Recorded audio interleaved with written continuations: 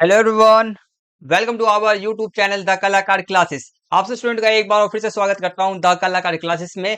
आपसे स्टूडेंट ने वीडियो का साइंस क्लासिक साइंस का आपका question paper mid term exam 2025-26 का आपने सेकंड पार्ट देख लिया है। तो ये वाला जो हमारा वीडियो का पार्ट आएगा, पार्ट तीसरा आएगा क्लासिक साइंस का। ठीक है, तो मैंने जो किया आएगा, वीडियो को तीन पार्ट में टोटली डिवाइड किया आएगा। तो मैंने दो पार्ट हमने कंप्लीट कर लिए आएंगे। तो आशा करता हूं स्टूडेंट ने दोनों पार्ट क्लासिक साइंस का क्लासिक साइंस का क्वेश्चन पेपर का दोनों पार्ट आपने देख लिया होगा।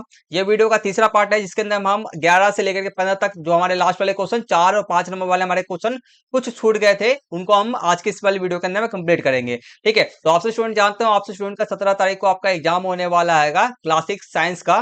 ठीक है, तो मिड टर्म एग्जाम का, तो इसके लिए मैं क्वेश्चन पेपर बना रहा हूँ। ये वाला जो क्वेश्चन पेपर है आपका बहुत ज्यादा ही मोस्ट इंपोर्टेंट है। देखो, एक सेकंड, सॉरी। जो और एक चीज और है कि ये वाला जो क्वेश्चन पेपर है आपके लिए बहुत ज्यादा मोस्ट इंपोर्टेंट है। कैसे है? क्योंकि इसके अंदर में जितने भी क्वेश्चन आप कहेंगे वेरी वेरी मोस्ट इंपोर्टेंट है। पीवीएसए में आए हुए हैं, दूसरी बात पीवीएसए में आए हुए हैं, और तीसरा बार बार रिपीटेड होते हैं। रिपीटेड का मतलब है बार बार वही क्वेश्चन आपको देखने को मिलते हैं, मतलब कि सारे के सारे क्वेश्चन आपके मोस्ट इंपोर्टेंट है। तो इसलिए मैं इस वाले क्वेश्चन पेपर का सोल्यूशन करा रहा हूँ। हर एक क्वेश्चन को हम कर रहेंगे, और आपको मैं बता दूं, कम से कम हमारा जो हैगा, कम से कम 60-70, कम से कम ना 70 से 80%। कहाँ गया पेन यार? वो 70 कम से कम, लिखने वाला कहाँ चला गया यार?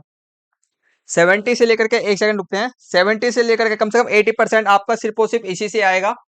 ठीक है, इसी से आपका एग्जाम के अंदर में आ जाएगा। 70 से आपका 80% आपका इसी से आ जाएगा। तो इसलिए मैं इस वाले क्वेश्चन पेपर करा रहा हूँ। तो हम हमारा जो पार्ट तीसरा आएगा, जिसको हम कंप्लीट करेंगे, तो यहाँ से शुरू करेंगे। एक सेकंड रुक जाते हैं, पेन कहाँ गया यार?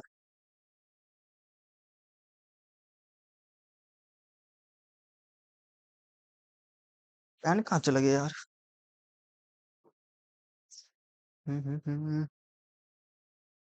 चलो छोड़ो, पैन को छोड़ते हैं। मिल गया, ये रहा, नीचे पैर के नीचे दब जाता है। ठीक है, तो यहाँ से स्टार्ट करते हैं अपनी क्लास को। क्लास क्वेश्चन नंबर हमारे 11 से स्टार्ट करेंगे, 11 से स्टार्ट करते हैं।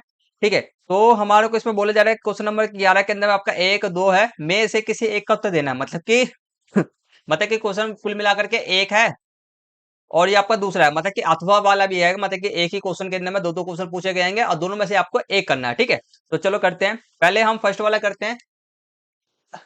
पहले हम क्या करेंगे, फर्स्ट वाला करेंगे। पहले आपका क्वेश्चन आएगा, एक पोषक तत्वों की परिभाषा दीजिए। ठीक है, पोषक तत्व क्या होते हैं, इसकी हमारे को क्या करना है, परिभाषा देना आएगा, तथा इनके प्रमुख प्रकार, भी लिखना है। ठीक है, तो बस यही बताना है इस क्वेश्चन के अंदर में। चलो करते हैं।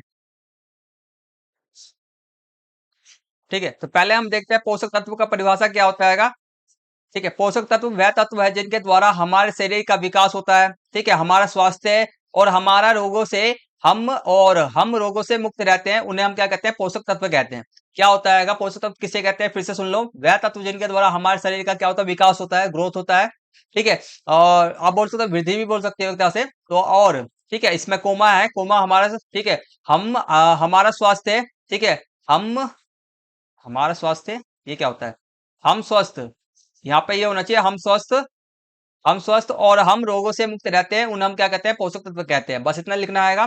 और हमारा दूसरा पूछा गया था हमारा, इनके प्रमुख प्रकार, क्या होते हैं इनके। ठीक है, प्रमुख प्रकार की बात किया जाए तो इसके दो प्रकार होते हैं। वैसे तो मेन बोले जाते हो दो प्रकार होते हैं। ये नहीं है, जो लिखा हुआ है ये नहीं है। पहला आपका होता है, एक तो होता है सूक्ष्म पोषक तत्व, क्या बोलते हैं, सूक्ष्म पोषक तत्व, पोषक तत्व। ठीक है, दूसरा आपका, पहला तो ये है, दूसरा आपका होता है वृहद, क्या बोलते हैं, वृहद, ऐसे लिखते हैं वृहद को, देख लेना, वृहद। ठीक है, पोषक तत्व, बस ये कहते हैं, पोषक तत्व। अब देखो इसमें, अब वृहद पोषक तत्व के अंदर में आपके कार्बोहाइड्रेट में से प्रोटीन, वसा, खनिज, इस सब में से कौन कौन से किसमें आते हैं, कौन कौन से किसमें नहीं आते हैं।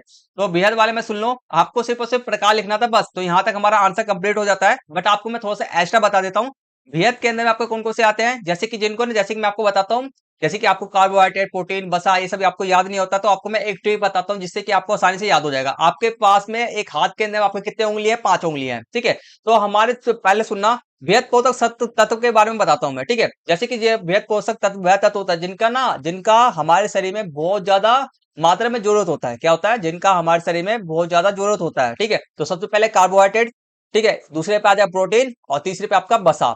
तो ये तीन चीज जो आपके ना, कार्बोहाइड्रेट, प्रोटीन, वसा, तो ये आपके किस में आते हैं, बृहद पोषक तत्व में आते हैं। ठीक है, समझ में आ गया। दूसरी बात करते हैं अब, इन तीनों को बंद कर लो, अब ये दो को ओपन कर लो, एक ये एक ये। ठीक है, तो हमारा अब हमारे शरीर के अंदर में सबसे कम सूक्ष्म पोषक तत्व का मतलब क्या, आपका सूक्ष्म मतलब कम, क्या है कम, सूक्ष्म मतलब क्या, तो छोटा, छोटा। अब दूसरे शब्द में हम कह सकते हैं कम। ठीक है, तो हमारे को हमारे शरीर में जो जो जिन तत्वों की कम जरूरत पड़ती है, मगर जरूरत पड़ती है, ठीक है, तो वह कौन से होते हैं आपके, आपके होते हैं विटामिन होते हैं और खनिज लवण होते हैं आपके। तो इनके इस प्रकार से आप स्टूडेंट याद कर सकते हो। सबसे पहले तीन की, जिनकी सबसे ज्यादा जरूरत पड़ती है, कार्बोहाइड्रेट, प्रोटीन, वसा। ठीक है, और जिनकी कम जरूरत पड़ती है, आपका खनिज लवण और आपका विटामिन। समझ में आ गया, याद हो गया। ठीक है, आगे बढ़ते हैं। अगला आपका आएगा बी। हमें ठीक है, हमें अपने दैनिक आहार में फल सब्जियां सम्मिलित करने की, ठीक है, कि सलाह क्यों दी जाती है। ठीक है, हमारे दैनिक जीवन के अंदर में फल हो गया, सब्जियां होगी, ठीक है, सब्जियों को शामिल करने के लिए भोजन के अंदर में क्यों सलाह दी जाती है, हमारे को बताना है। तो ये बहुत ज्यादा आसान है। देखो देखो, क्योंकि फलों से हमें विटामिन हो गया, सब्जियों से हमें खनिज लवण प्राप्त होते हैं, जिससे कि हमारा शरीर क्या होता है, मजबूत, स्वास्थ्य, ठीक है, मजबूत हो गया और स्वस्थ हो गया, और रोगों से लड़ने में हमारे को रोगों से लड़ने में सक्षम होता है। ठीक है, तो सक्षम हम बनते हैं, ऐसे लिखना, बनते हैं, है। ठीक है, तो क्योंकि हमें फलों से हमारे को विटामिन मिलता है, सब्जी से हमारे को खनिज लवण, ठीक है, खनिज लवण प्राप्त होता है, जिससे हमारा शरीर मजबूत, स्वस्थ और रोगों से लड़ने में हम क्या बोलते हैं, रोगों से लड़ने में हम सक्षम बनते हैं। तो ये आप लिखना। ठीक है, समझ में आ गया क्यों सलाह दी जाती है, इसलिए सलाह दी जाती है। इसका अथवा वाला क्वेश्चन है, ऊपर आपको क्या करना आएगा, या तो ये वाला आता हो, ये तो पहला वाला आपको आता हो, ये कर लेना, या तो आपको दूसरा वाला आता हो सही से, वह कर लेना। ठीक है, जिनके भी आपको सही से आता है, जिनके भी आंसर आपको सही से आता है, उन्हीं को करना है। ठीक है, दोनों में से एक करना है, वो भी ध्यान रखना। तो दूसरे का हमारा पहला का है, पहला है, किन्हीं तीन विटामिनों के नाम बताइए। ठीक है, नाम, नाम और उनके प्राकृतिक स्रोत लिखिए। ठीक है, तो तीन विटामिन के नाम और उनके प्राकृतिक स्रोत, जिनसे हमारे को वह प्राप्त होते हैं, ये लिखना है। ठीक है, तो आपका लेते हैं आप पहला विटामिन ए। तो विटामिन ए आपका हो गाजर, पालक और अंडे। ठीक है, दूसरी बात करते हैं विटामिन सी। विटामिन सी जितने भी आपके खट्टे पदार्थ होते हैं ना, उनसे मिलता है, संतरे, नींबू, अंगूर, आंवला, ये सब। नेक्स्ट आपका विटामिन डी। विटामिन डी आपका दूध हो गया, पनीर हो गया, ठीक है, और आपका सूर्य से, ठीक है, सूर्य से, सन से भी मिलता है आपको। तो ये सब आपके हैं। ठीक है, तो ये हमारा क्वेश्चन हो गया 11, क्वेश्चन हमारा कंप्लीट हो गया। आगे क्वेश्चन करते हैं। ठीक है, अब आपका जो नेक्स्ट सेशन स्टार्ट हो रहा है, नेक्स्ट खंड स्टार्ट हो रहा है आना। ठीक है, यहाँ से आपके ना 5 नंबर वाले क्वेश्चन हमने कंप्लीट कर लिए। अब हमारे से जितने भी क्वेश्चन है, 4 नंबर वाले क्वेश्चन हमारे हैं। ठीक है, तो 12, 13, 14, 15, 15 तक टोटल क्वेश्चन आपके हैं। 15 तक आपके 4 नंबर वाले क्वेश्चन है। तो क्वेश्चन का पढ़ते हैं। डॉक्टर रघु और मनीराम चाचा वर्षों के बाद बच्चों को प्राकृतिक भ्रमण, ठीक है, प्राकृतिक भ्रमण पर ले गए। ठीक है, प्राकृतिक भ्रमण का मतलब क्या होता है, घुमाने के लिए ले गए। उन्होंने विभिन्न पौधों, जानवरों को देखा, जिसमें अलग अलग स्वर निकलने वाले पक्षी भी थे। ठीक है, अलग अलग स्वर निकालने वाले, अलग आवाज निकालने वाले, स्वर मतलब अलग अलग आवाज निकालने वाले पक्षी भी थे।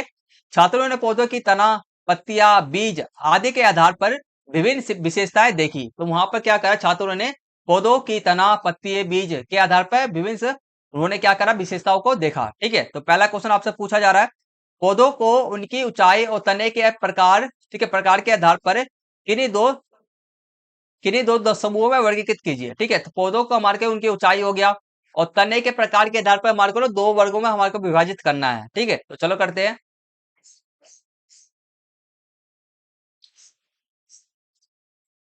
ये रहा।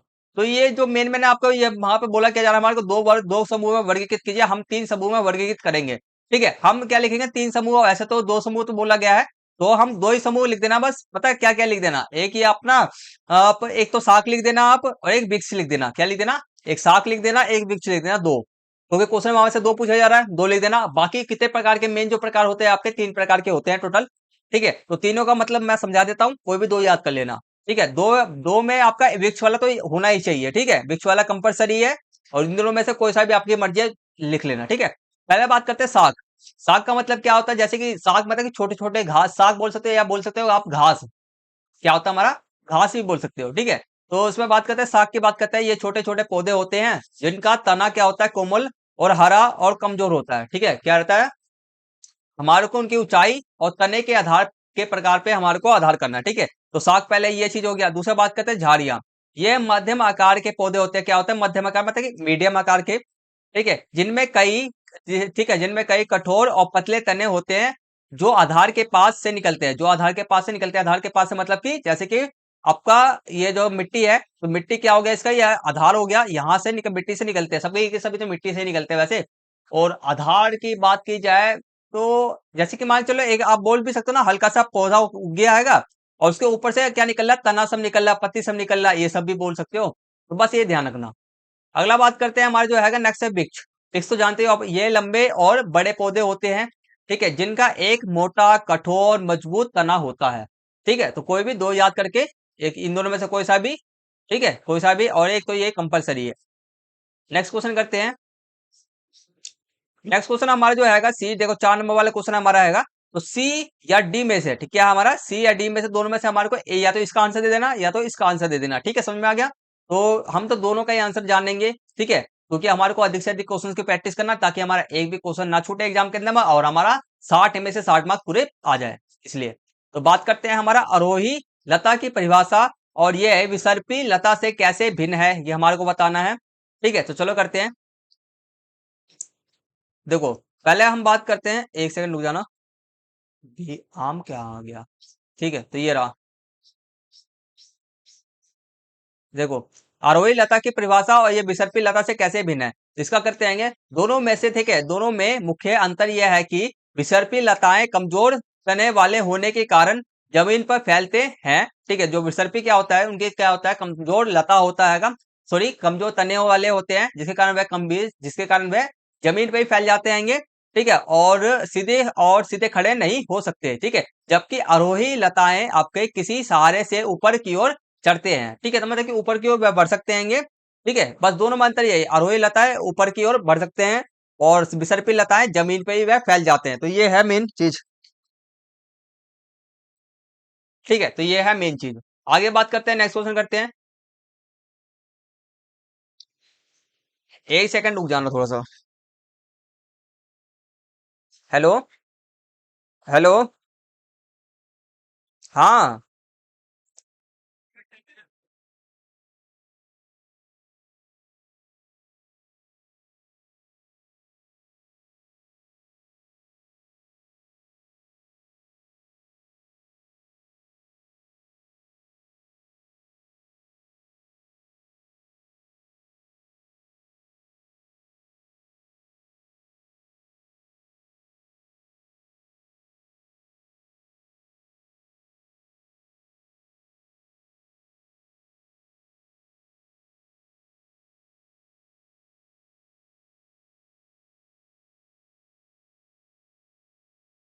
चलो, तो यहाँ करते हैं, सॉरी फॉर द डिस्टरबेंस, जरूरी कॉल आ गया था। ठीक है, अब बात करते हैं, ये तो हमारा कंप्लीट हो गया। अगला करते हैं क्वेश्चन, तो इसमें हमारा जो हैगा, हाँ, एक चीज तो हम भूल गए। आम आम और गुलाब को आ, इन समूहों में वर्गीकृत किया जाता है। किन समूह में आम और गुलाब को किन यहाँ पर होना चाहिए, किन समूह, इन समूहों में वर्गीकृत किया जाता है, किन समूह में वर्गीकृत किया जाता है, वो हमारे को करना है। तो आम को पहले देखते हैं। आम को एक वृक्ष के रूप में वर्गीकृत किया जाएगा, क्योंकि यह एक लंबा और बड़ा पौधा और जिसका तना मोटा और मजबूत होता है। ठीक है, अब गुलाब की बात करते हैं। गुलाब एक झाड़ी है, ठीक है, क्योंकि यह एक मध्यम आकार का झाड़ीदार पौधा है और जिसमें कई पतले और कठोर तने होते हैं। ये आपका है।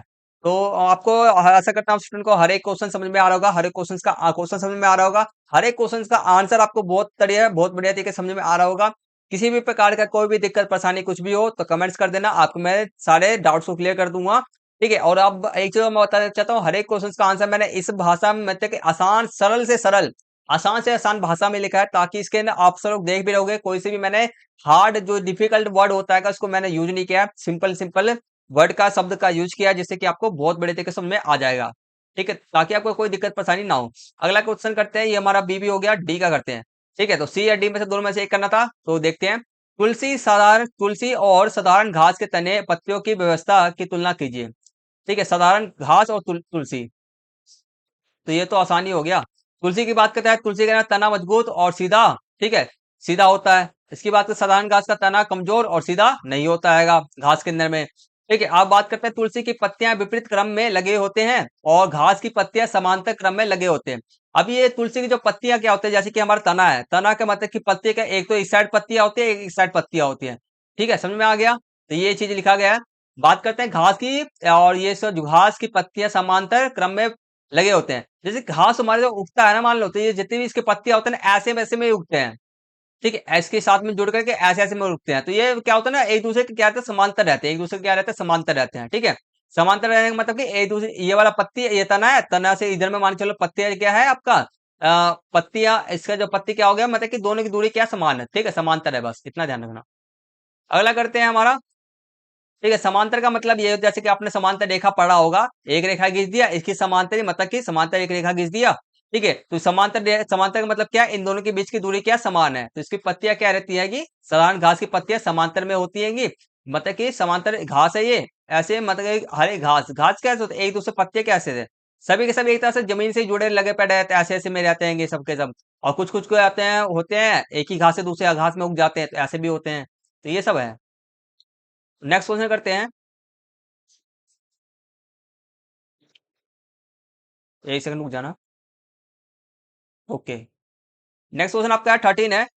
विद्यार्थी एक बस में पौधों, ठीक है, पौधों और जानवरों का अध्ययन करने के लिए सैर पर जा रहे हैं। ठीक है, अब फिर से सैर पर जा रहा। ठीक है, तो दूसरी कक्षा के विद्यार्थी बस के बाहर से बस में बैठे यात्रियों को देख रहे हैं। अब क्या हो रहा है, देखो, विद्यार्थी एक बस में पौधे और जानवरों का अध्ययन करने के लिए सैर पे जा रहे हैं। ठीक है, दूसरी कक्षा के विद्यार्थी बस के बाहर से बस में बैठे यात्रियों को देख रहे हैं। तो दूसरी कक्षा के जो विद्यार्थी आपके हैं, दूसरी कक्षा मतलब कि बहुत सारे कक्षा वाले, जैसे मान चलो ए सेक्शन भी जा रहा है, बी भी जा रहा है, सी भी जा रहा है, जिस सेक्शन वाले स्टूडेंट भी जा रहे हैं, तो ए सेक्शन वाले स्टूडेंट जो आपका बस में बैठे हुए हैं, दूसरे दूसरे स्टूडेंट को जाते हुए क्या कर रहे हैं, बस में बैठे यात्रियों को वह क्या कर रहे हैं, देख रहे हैं, मतलब कि दूसरे स्टूडेंट को देख रहे हैं। ठीक है, तो बात करते हैं हम, पहला क्वेश्चन से पूछा जा रहा है, क्या यात्री एक दूसरे के सापेक्ष गति में है, एक दूसरे के क्या आएगा, सापेक्ष गति में है, पहले हमारे को बताना है। दूसरा आपका ऑप्शन आएगा, दूसरा क्वेश्चन है, या क्या यात्री पेड़ों के सापेक्ष गति में है, ये बताना है। तो आपको एक चीज और समझ में नहीं आ रहा होगा, सापेक्ष गति क्या है। ठीक है, तो इसको मैं समझाऊंगा, पहले आप बस इतना अभी कर लेना, अभी आगे समझाता हूँ, पहले इसको कर लो। ठीक है, क्या यात्री एक दूसरे के सापेक्ष गति में है, तो आप लिखोगे नहीं, यात्री एक दूसरे के सापेक्ष गति में नहीं है, बस इतना लिखोगे आप। दूसरे का आंसर आप लिखोगे, क्या यात्री पेड़ों के सापेक्ष गति में है, तो आप लिखोगे हाँ, यात्री पेड़ों के सापेक्ष गति में है। अब मैं आपको जो सापेक्ष गति होता है ना, सापेक्ष गति क्या होता है, वो मैं समझाता हूँ। देखो, पहले इसको, पहले यहाँ से समझ लो। देखो, संदर्भ बिंदु, ठीक है, पहले देखो, संदर्भ बिंदु वह स्थिर बिंदु है या वस्तु है जिसके जिसके सापेक्ष किसी अन्य वस्तु की स्थिति या गति का निर्धारण क्या किया जा सकता है। हाँ हाँ हाँ हाँ हाँ हाँ।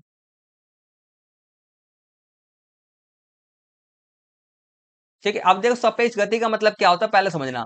देखो, सापेक्ष गति का मतलब होता है, यहाँ इसको छोड़ो, सापेक्ष गति का मतलब होता है, जैसे कि मैं क्या चल रहा हूँ, रोड पे चल रहा हूँ।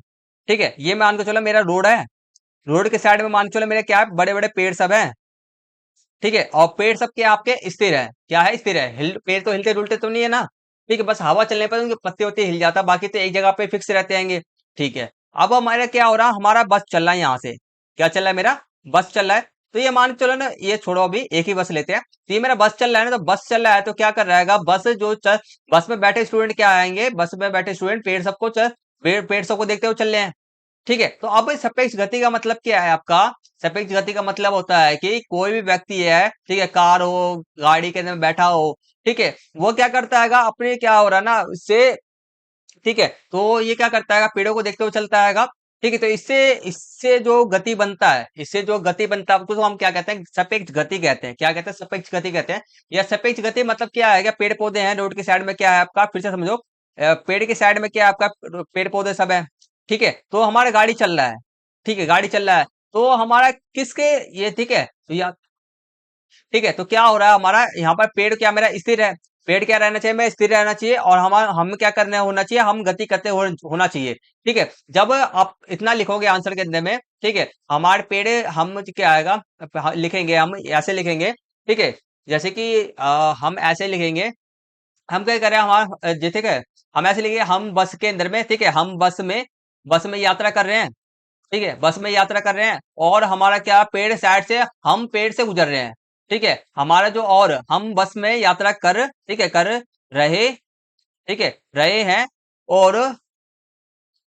हम पेड़ से गुजर रहे हैं, पेड़, ठीक है, पेड़, ठीक है, आप लिखोगे पेड़, स्थिर पेड़, ठीक है, क्या लिखोगे, स्थिर पेड़ से गुजर रहे हैं, ठीक है, तो इसी को हम क्या कहेंगे, इसी को हम सापेक्ष गति कहेंगे, बस, ठीक है, हम बस में यात्रा कर रहे हैं और हम सब, ठीक है, और हम स्थिर पेड़ से गुजर रहे हैं, तो इसी को हम क्या कहेंगे, सापेक्ष गति कहेंगे। मतलब क्या है, मतलब क्या आएगा, आपका क्या होना चाहिए, कोई भी वस्तु होना चाहिए, आपका क्या होना चाहिए, कोई भी वस्तु स्थिर वस्तु होना चाहिए, हम उसको पार करके निकल रहे हैं, हम इसको क्या कर रहे हैं, पार करके निकल रहे हैं, उसी को हम क्या कहेंगे, सापेक्ष गति कहते हैं, बस,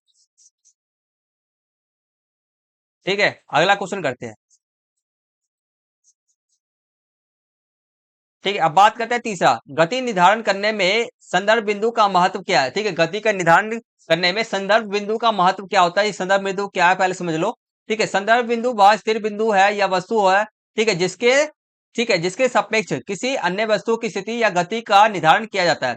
अब ये सापेक्ष संदर्भ बिंदु, ठीक है, अब देखो संदर्भ बिंदु क्या होता है, वह स्थिर बिंदु, कोई स्थिर बिंदु या वस्तु है, मैंने बोला ना, जैसे कि रोड हैगा, रोड के साइड साइड में क्या है, पेड़ सब लगे पड़े हैं, तो ये आपका क्या होगा, इसको आप बोल सकते हो संदर्भ बिंदु भी बोल सकते हो, इसको आप क्या बोलोगे, संदर्भ बिंदु बोलोगे, या आप बोलोगे स्थिर बिंदु, क्या है आपका, स्थिर वस्तु है आपका, ठीक है, जिसके सापेक्ष, जिसके सापेक्ष मतलब क्या है, जिसके सापेक्ष किसी अन्य वस्तु की स्थिति, जिसके सापेक्ष मतलब कि इसके, पेड़ क्या स्थिर है, हमारा बस क्या चल रहा है, रोड पे चल रहा हैगा, तो अन्य वस्तु की स्थिति मतलब कि इसकी जो है बस की स्थिति क्या है, बस की स्थिति या बस की गति, बस का जो है आपका स्पीड है, निर्धारित किया जा सकता है।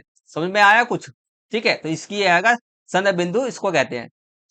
अब बात करना आएगा इसका, ठीक है, तो ये चीज हो गया संदर्भ बिंदु का महत्व, ये चीज तो हो गया हमारा। अब बात करते हैं, ये तो हम मैंने खाली संदर्भ बिंदु को समझाने के लिए हमने कर दिया, ठीक है, संदर्भ बिंदु का आप बोल सकते हैं एक तरह से परिभाषा हमने दे दिया है, बाकी हमारे को क्या लिखना था, मेन चीज क्या लिखना था, महत्व लिखना था, ठीक है, तो ये आप आंसर के अंदर में इतनी लाइन नहीं लिख करके आओगे, ठीक है।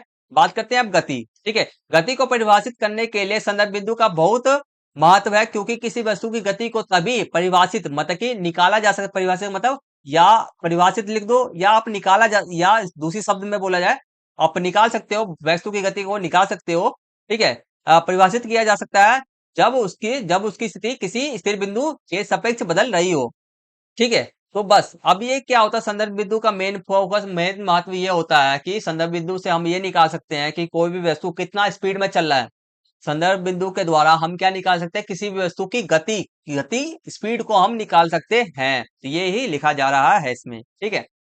नेक्स्ट क्वेश्चन करते हैं।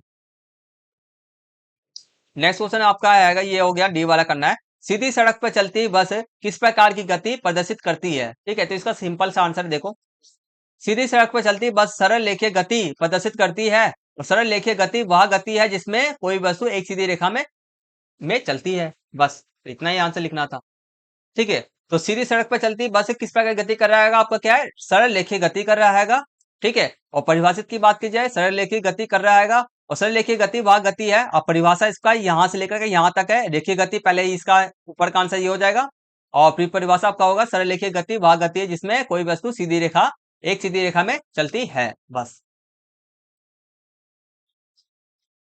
नेक्स्ट क्वेश्चन हमारा है,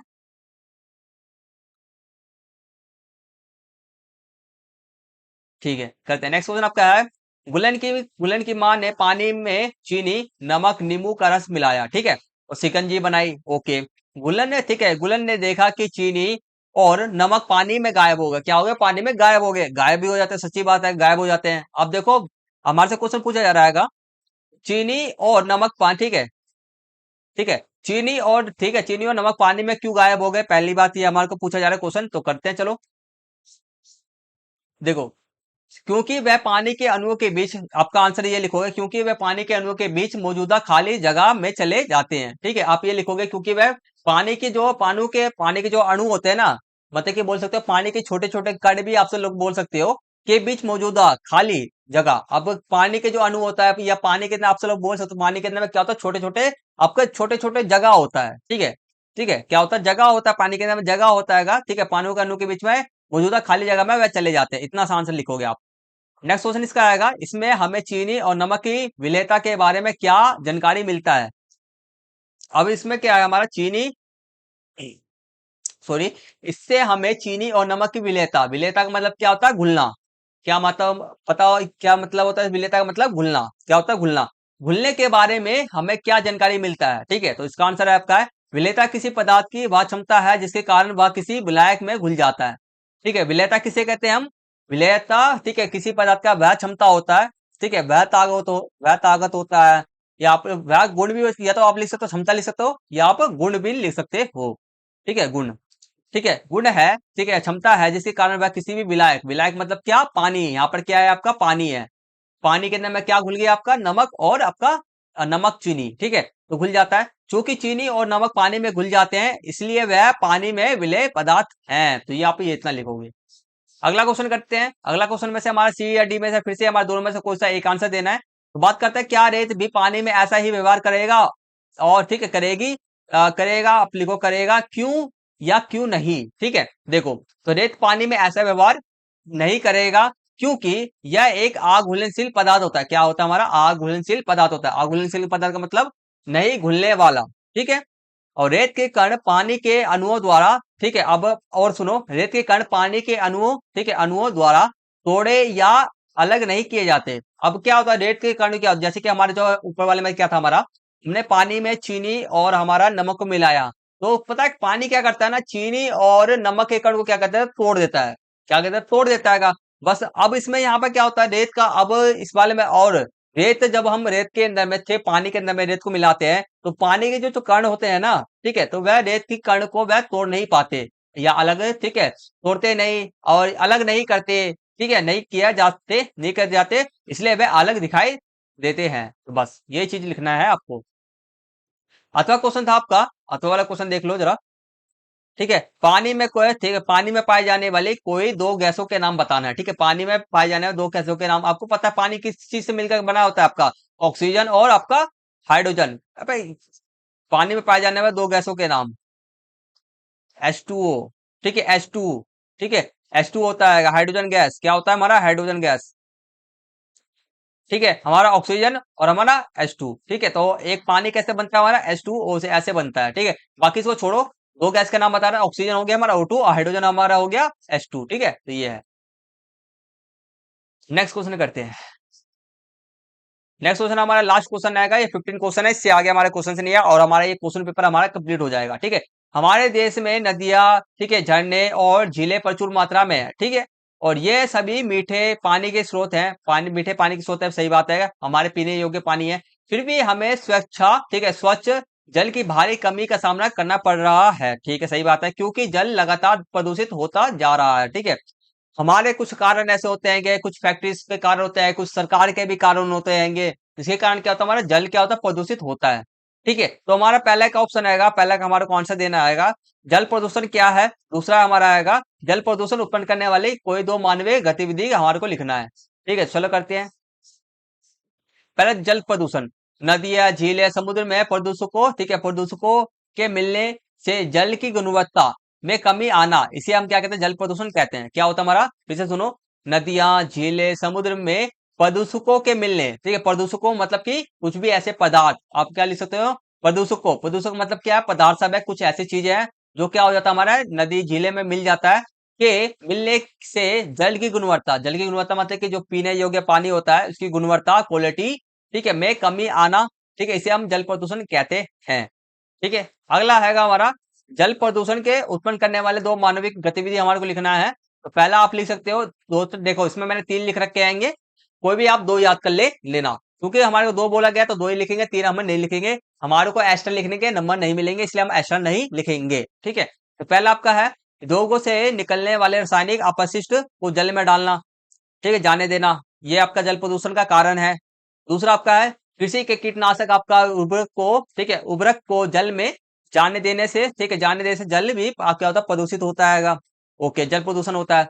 तीसरा हम बात कर सकते हैं धार्मिक पर्व और कूड़े कचरे को जल में डालने से जल प्रदूषण आपका होता है। ठीक है, धार्मिक पर्व के अंदर जैसे कि आपका और बोला जाता है, जैसे कि मैं किसी के बारे धर्म के बारे में बोलना चाहता हूँ वह, ठीक है, तो धार्मिक पर्व आप एग्जाम्पल ले लेना, कई सारे होते हैं, तो इसके कारण आपका होता है। अगला बात करते हैं, नेक्स्ट क्वेश्चन करते हैं। एक सेकंड रुक जाना। ठीक है, नेक्स्ट क्वेश्चन आपके सामने में सी या डी में से दोनों में से एक करना है। पहले हम बात करते हैं वर्षा जल संचयन की परिभाषा लिखिए। वर्षा जल संचयन, संचयन का मतलब क्या होता है? इकट्ठा करना। क्या होता है? इकट्ठा करना, एकत्र करना, ठीक है, ये सब होता है। आगे बात करते हैं। ठीक है, वर्षा जल संग्रह की परिभाषा, वर्षा जल को इकट्ठा करना, उसे बाद में उपयोग करना, इसी को हम क्या कहते हैं, वर्षा जल संचय कहते हैं। ठीक है, अगला बात करते हैं अथवा वाला, हमारा लास्ट क्वेश्चन का लास्ट पॉइंट है। जल की बर्बादी कम करने के लिए कोई दो उपाय लिखिए। ठीक है, तो पहला आपका है जल का पुनः उपयोग। क्या है जल का पुनः उपयोग? जैसे जैसे कि हमारा हो गया, जैसे सब्जी धोने के बाद उसे, ठीक है, उसे पौधों में डाल देना, उसे, ठीक है, धोने के बाद, ठीक है, उसी, आप क्या लिखोगे, उसी जल के पौधे में डाल देना, इतना लिखना है। ठीक है, जल का पुनः उपयोग। ठीक है, बस इसको हम पीने योग्य, हम पीने के लाए, मतलब कि पीने के उपयोग में नहीं लाएंगे, क्योंकि वह क्या हो जाता है, उसमें दूषित हो जाता है। बाकी वह पौधों के डालने के योग्य रहता है। ठीक है, दूसरा हम कर सकते हैं, जैसे कि हमारा दूसरा हम लिख सकते हैं, जैसे कि नल हो गया, यह है नल है। ठीक है, नल फ्लश को नियमित जांच करना, कहीं इसमें कोई लीक, ठीक है, लीक ना हो। ठीक है, कोई लीक वीक तो नहीं है, तो इसको हम जांच करके हम पानी के को रोक सकते हैं। ठीक है, प्रवादी को हम क्या कर सकते हैं, रोक सकते हैं। ठीक है, बाकी जो हमने लिख रखा है ऊपर में, जो प्रदूषण करते हैंगे, ठीक है, जल को प्रदूषित करते हैं, तो इस सबको भी हम, इन सबको ठीक कर देंगे, तीनों चीज को, तो हमारा जल प्रदूषण क्या है, जल की बर्बादी क्या होगा, कम होगा। ठीक है, तो ये आपको दो लिख रखे हैं, कोई भी आपको दो लिख रहा है, दो मैंने लिख दिया है। तो हमारा यहाँ पर जो हमारा आएगा, ये क्वेश्चन पेपर हमारा पूरा कंप्लीट हो चुका है। 15 के 15 हमने क्वेश्चन कर लिए हैं। एमसी क्वेश्चन से लेकर के हमारे, और एमसी क्वेश्चन से लेकर 2 3 4 5 नंबर वाले क्वेश्चन हमने कंप्लीट कर लिए हैं। इस क्वेश्चन पेपर को मैंने टोटल पार्ट की बात की जाए तो 3 पार्ट के, 1 2 3। ठीक है, तो आप सभी स्टूडेंट ने अभी 3 पार्ट देखा आएगा। वीडियो का फर्स्ट पार्ट, सेकंड पार्ट देख लेना। अभी आपके पास आज का जो समय है, कुछ समय है, कल का पूरा दिन है, और आपका सुबह, कल परसों का आपके पास सुबह का समय है। ठीक है, तो आप स्टूडेंट पढ़ना चाहो, अभी भी तैयारी करना चाहो तो कर सकते हो। ठीक है, आप स्टूडेंट क्या करना, पहले एमसी क्वेश्चन से तैयारी कर लेना, 1 नंबर वाले क्वेश्चन तैयारी कर लेना, फिर 2 नंबर वाले क्वेश्चन की तैयारी कर लेना, फिर 3 नंबर वाले तक की तैयारी कर लेना। इतना कंप्लीट हो जाए, 3 नंबर तक आपके कंप्लीट हो जाए, तभी जाकर के 4 5 पे बढ़ना। ठीक है, मतलब कि सबसे पहले क्या करो, अपना जो पास होने के नंबर को बटोर लो। ठीक है, तो पास होने के बटोरने के लिए आपको 1 2 3 नंबर तक की तैयारी कर लो। ठीक है, ये आपको थोड़ा सा ना आसान लगेगा। बाकी आप पता क्या होता है, जब हम ना किसी भी चीज को, एक बड़ी चीज को हम सोच लेते हैं, जैसे कि मैंने क्या आपको, आप लोग क्या सोच लोगे, 5 नंबर तक हमारा पूरा क्वेश्चन पेपर कंप्लीट कर लेना है हमारे को। ठीक है, तो इसमें आपको पता क्या घाटा होगा, आपका ना बहुत बड़ा सोच लोगे, और आपका माइंड बोलेगा ना, यार ये बहुत ज्यादा मुश्किल काम आएगा, मैं करूंगा ही नहीं। ठीक है, तो वो आपको ना किसी तरह से ना आपको काम से ना पीछे की ओर खींचेगा। तो इसलिए आपको क्या करना है, पहले 1 नंबर एमसी क्वेश्चन कंप्लीट करना, फिर 2 नंबर वाले कंप्लीट करना, फिर जाकर तीसरे वाले को कंप्लीट करना। अगर तीसरे तक भी आपका कंप्लीट हो गया ना, समझ लो कि आप पास हो जाओगे। ठीक है, पास किया आप कम से कम ना, मैं आपको बोलूं तो 40 नंबर के आसपास में, मार्क्स के आसपास में अचीव कर लोगे। तो अच्छी तरह से पढ़ना, हर एक क्वेश्चन को पता, और एक चीज और क्या करना, हर एक क्वेश्चन के जो क्वेश्चन होता है ना, उसके आंसर को लिख करके देखना। ठीक है, प्रैक्टिस करना, कल का भी समय है, अभी आपके पास समय है, घबराने की बिल्कुल भी जरूरत नहीं है। ठीक है, तो प्रैक्टिस करो बस, और अच्छे नंबर लेकर के आओ। और वीडियो के कमेंट के अंदर में लिखना, सर आपने जो बताया हमारे को काम आया, और वीडियो के अंदर में रेड हार्ट को कमेंट कर देना। ठीक है, तो आज की क्लास को हम यहीं पे फिनिश करते हैं। वीडियो का फर्स्ट पार्ट, सेकंड पार्ट देख लेना। ठीक है, तो और आपसे स्टूडेंट हमारे यूट्यूब चैनल पे नए हैं तो सब्सक्राइब कर ले हो, क्योंकि मैं आपके लिए ऐसे ही इंपॉर्टेंट वीडियो लाते रहता हूँ। सब्सक्राइब कर लो, बेल आइकन बटन को ऑन पे सेट कर लेना। इस वाले वीडियो को लाइक कर दो, शेयर कर दो अपने दोस्तों के साथ में, और वीडियो पे कमेंट करना मत भूलना। मिलते हैं नेक्स्ट वीडियो में एक मोस्ट इंपोर्टेंट वीडियो के साथ में, आपके साथ में जल्दी से मिलूंगा। तब तक के लिए टेक केयर, टेक बाय, जय हिंद, जय भारत।